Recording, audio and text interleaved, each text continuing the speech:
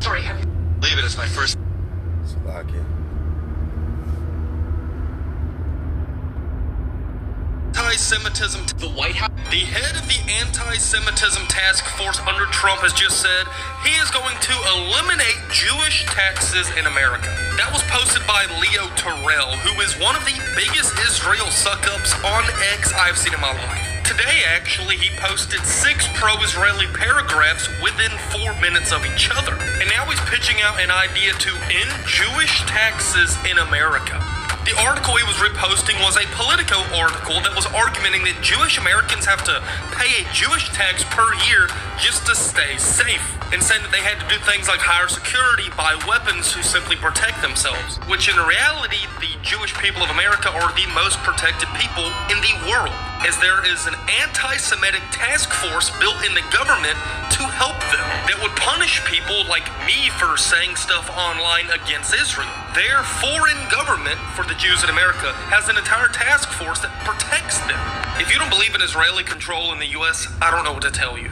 The head of the Shalom, give our praise and glory to Yahweh Shem Yahshua B'Shem HaKadosh, step on to the apostle of GMS Ruel, shalom to the faithful men, continue doing the work of the Lord.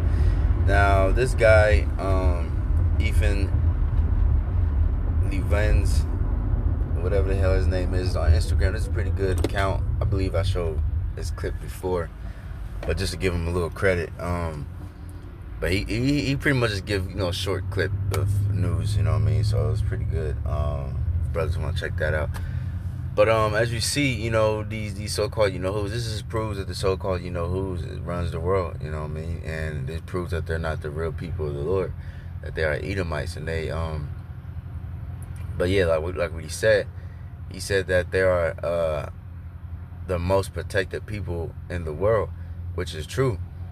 You know what I'm saying? Because I believe I made a video on this before a long time ago, but I'm just gonna say it again. I remember because my sister, she a nurse, and she was at this one place with the older people and shit like that. And I remember I picked her up one time, a couple times from that spot. It's like close to Beckley, and if you know Beckley in Columbus, Ohio, that's where the so-called who's live. And too, I remember I seen it too. If you look up the best place in Columbus, Ohio to live in is in Beckley, which that also proves right there that they have the fatness of the earth, because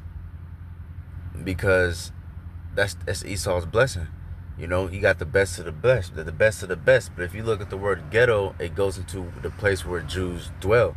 And where's the ghetto? The ghetto is where Jake is at, the hood, and where that shit is all through, and you already know what the hell a ghetto is. You know what I'm saying? So the true Jews, they live in a ghetto. But those ones, the counterfeits, you know what I'm saying? They live in the nice ass neighborhoods, man. But anyways, it's close to that area, and it's like the little place with the little older people and shit like that. But she worked there, and I remember I pulled up for her to go pick her up, and it was a security guard. This nigga was like fully armed and shit, It's been a couple years, so if I'm not mistaken, I think he had a fucking rifle, if I'm not mistaken, or either that. I know he had like a fucking vest, and he just looked damn near fully armed and shit. Like he was heavily armed. It wasn't like a regular security guard. Maybe you have a security guard with a little weak ass vest and a little pistol or something, but he had a whole thing, like he was like in the army or some shit. I don't think he had a whole helmet or nothing like that, but he was heavily armed. And I'm like, God damn, I think I asked her, cause like I said, I don't barely remember, but I think I asked her, I was like, God damn, what the fuck, damn, what they doing on there? And she was like, well, this is where the so-called, who's dwell, and they get a lot of threats. You know what I'm saying? So, that's why they have to go all extra. You know what I'm saying? And yeah, you see that, what the scripture says, man. Because when Israel goes back to their land, the true Israelites go back to their land, it's going to be peaceful. It's not going to be to a point where you're going to have extras, guards, and you don't have to do all that shit. Now, me, I'm going to be extra just to be extra.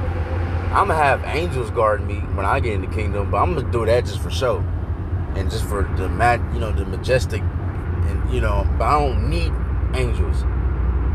You know what I'm saying? I don't need no guards. I don't need no protection because we're gonna be protected. Matter of fact, let me read this one first, and I'm gonna get the other one. Isaiah 60. Isaiah 2. And I'm gonna start at 2. It says, "And it shall come to pass in the last days that the mountain of Yahweh's house shall be established in the top of the mountains, and shall be exalted above the hills, and all nations shall flow unto it." Which the mountains goes into the government. So the government of Israel, the rulership of Israel, is gonna be over the rulership of all other nations. Alright? And all nations shall flow unto it. It says, let me go to 4. It says, "He shall judge among the nations, and shall rebuke many people, and they shall beat their swords into plowshares, and their spears into pruning hooks. Nation shall not lift up sword against nation, neither shall they learn war anymore." But what you see, as soon as the Israel became a state, they Egypt, it was a 6-day war. You know what I'm saying? And then recently you just had a 12-day war. So that shows you that they're not the real people. Because if they was the real people, then this prophecy would have became the past. There will be no more war. What you got? You got Ukraine getting fucked up. You got all kind of civil wars all throughout Africa. You got terrorists. You got war everywhere, man. You got China about to invade Taiwan. World War III. Wars and rumors of wars. That's all you see. And you're not even protected. You're not safe. Why do you have to be the most heavily protected people in America? Why do you have to have a task force and a government just to protect you? You shouldn't need that. You shouldn't need none of that. Alright, you shouldn't need none of that. It's Isaiah 60:18.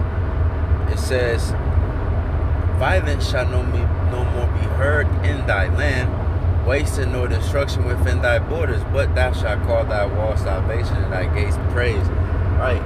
So why is there violence? Why is there threats happening to the so-called, those people?